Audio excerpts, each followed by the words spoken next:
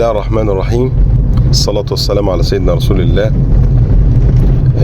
تحياتي لكم جميعا أصدقاء الأعزاء. هنتكلم النهاردة بإذن الله عن الشراكة في التربية، بس هنحكي عن موضوع التسمين. يعني أنا كنت نزلت فيديو قبل كده عن ازاي تشارك حد على حيوان مع صاحب المال وانت المربي مثلا او العكس. النهارده في ناس طبعا اتصلت عليا، يا دكتور انا عايز اعمل مشروع كبير، عايز اسمن عجول، عايز اعمل مشروع اكبر من بقرة هربيها او هتنتج او اللي هو العناية يعني.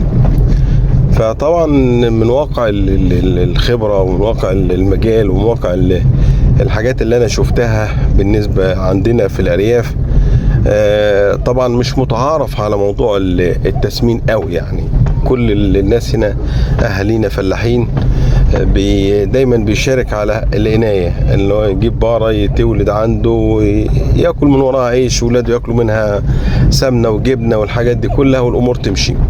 لكن مشروع التسمين على نطاق اوسع من ناحية الشراكة، لو واحد مثلا معاه مليون، ربنا يوسع الناس معاه 2 مليون وعايز ينزل بمشروع كبير، وعايز حد ما عندوش خبرة هو في التربية او في التسمين، وعايز يشغل الفلوس ديت في موضوع تسمين العجول، لكن هو ما عندوش اي خبرة في موضوع التربية.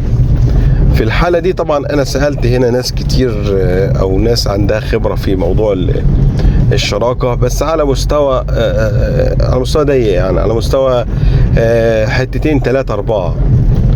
فسألت طبعا اللي هيتطبق على حتة و2 و3 هيتطبق على 10 و20 و30 و40. فسألت الناس اللي هنا انت ازاي بتشارك واحد لو الراجل ده مثلا عنده راس مال وعايز يجيب لك مثلا 10 عجول او 5 عجول، بيبقى النظام ازاي؟ فطبعا قال لي يا دكتور بتجيب طبعا هو بيدفع راس المال بتاع العجول نفسها، العجول الحية، ولو هو هيجيب العلف كمان بتاعهم، يعني بيتحسب مثلا ال10 عجول دول مثلا ياكلوا 15 طن خلال دورة التسمين، يبقى بيجيب له العلف وبيجيب له العجول وبيجيب له والتبن يتحسب كمان، بيتحسب كل التكاليف بتاع التربية بتاع الانتاج، يعني تكاليف التربية كلها بما فيها راس مال ثمن العجول. يبقى بيحسب ثمن العجول وبيحسب العلف بتاعهم، وبيحسب التبن وبيحسب اي مكملات غذائيه بتتحط للعجول. هو معلش الا التربيه فقط والاكل والشرب بس، هو ياكل ويرعى الحيوانات ديت، يعني يعتبر زي نظام العامل اللي هو بيراعي لك الحيوانات ديت. ده بيبقى وضعه ايه ونظامه ايه، ياخد ايه وصاحب المال ياخد ايه. طبعا في ناس كتيره قالت ان هو صاحب المال بياخد التلتين والمربي بياخد التلت، ده احد الاراء اللي انا سمعتها. وفي ناس بتقول لك لا، النص بالنص، النص بالنص، نص في المكسب، نص في المكسب. وانا ده طبعا بعتبره ان هو ظلم لصاحب المال، لكن حسب الاتفاق زي ما قلت انا في الاول، ودايما بقولها المشروطة محطوطة، بتحط بنود ثابتة وتمشي عليها. والله حصل اتفاق ووافقتم خلاص، الله يبارك لكم وتوكلوا على الله. في نقطة خلاف تقعدوا مع بعض، واحد عليك واحد عليه والامور بتمشي. ده بالنسبة لو انت صاحب المال هتجيب كل حاجة، هتجيب العلف وهتجيب التبن وهتجيب العجول وتدفع ثمنها. الراجل المربي ده بياخد تلت المكسب وحضرتك بتاخد التلتين. لكن هو طبعا زي ما قلت قبل كده ان موضوع النص والنص ديت بيبقى في حالة لو هو هيشاركك ويدفع معاك نص ثمن العجول ونص العلف ونص التكاليف. لو يدفع معاك نص التكاليف ياخد النص، زائد العمالة تتحسب. فاهمني؟ يعني هيحسب مثلا عامل 3000 في الشهر مثلا، يبقى على الاتنين، على ده وعلى ده. لو هو اللي هيبقى عامل يبقى هياخد التلتين، وصاحب النص ده ياخد التلت. ده الحاجات اللي انا سمعتها، وطبعا ربنا يبارك للناس كلها، ونتمنى ان الناس يكون فيه توافق وفيه رضا وفيه امانة، لان الموضوع ده كله فيه يعني اهم حاجه فيه الامانه. يعني مش عايز اقول لك بقى العلف ده انت هتجيب له ال 15 طن علف مثلا، او هتجيب له 5 طن 5 طن، ان هو لازم يحافظ على العلف ديت الحيوانات دي بس. مش مثلا عنده هو بقرة تاني ولا عجل تاني ولا حاجات تاني يوكل من نفس العلف. ده موضوع طبعا احنا مش عايزين ندخل فيه، لان احنا نحسب الناس كلها على خير ان شاء الله، وان هي تكون قد المسؤولية. فلازم موضوع يكون فيه امانة وفيه ثقة.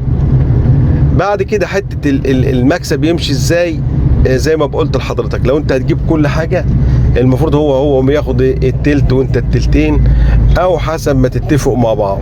حسب ما تتفقوا مع بعض. التلت ده بيبقى قدام الرعاية بتاعته والعناية بتاعته. في ناس طبعا زي ما قلت لك بياخد النص المكسب على اساس المكان، لو المكان ده بتاعه هو. الناس اللي قالت لي بياخد النص والنص، ده بيبقى على اساس طبعا بيقول لك كانه ايجار المكان، وكانه هو عامل بياكل الحيوانات ديت، يبقى ليه النص في المكسب، وصاحب راس المال هيبقى ليه النص. ده رأي من الآراء برضو لما قعدنا نحلل. لكن لو الراجل ده المكان ده بتاعه هو، بتاع راس المال، المكان بتاعه والعجول بتاعته والعلف بتاعه، يشاركوا على التلت، ياخد التلت هو مقابل العمالة بتاعته وشغله وتعبه وتربيته بس. لكن لو المربي البيت ده عنده هو والحاجات ده عنده هو، بيقول لك ياخد النص والنص في المكسب بعد ما يطلع ثمن العجول ويطلع المصاريف اللي اتصرفت، سواء كان ادويه، سواء كان تبن، سواء كان علف. كل الحاجات المصاريف اللي اتصرفت تطلع على جنب، وبعد كده المكسب بيبقى مناصفة بين الاتنين. وايا كان المكسب ده بقى، ده بيبقى رزق بتاع ربنا بقى.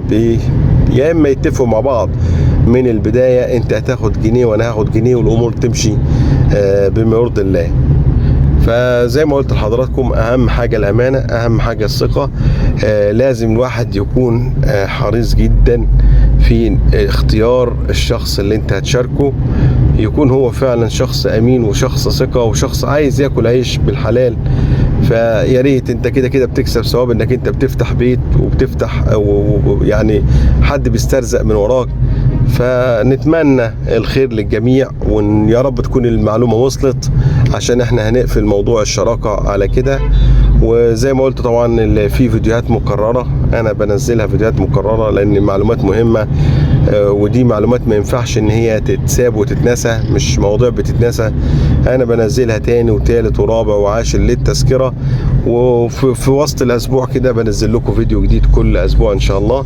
لكن باقي الاسبوع بتبقى حاجات مكررة للافادة وللاستفادة للجميع، والناس اللي ما سمعتش الفيديو تسمعه تاني وتاني، بحيث ان احنا نقدر نوصل معلومة لاكبر عدد ممكن من اصدقاء القناة. واتمنى ان شاء الله ان القناة دي توصل للناس كلها.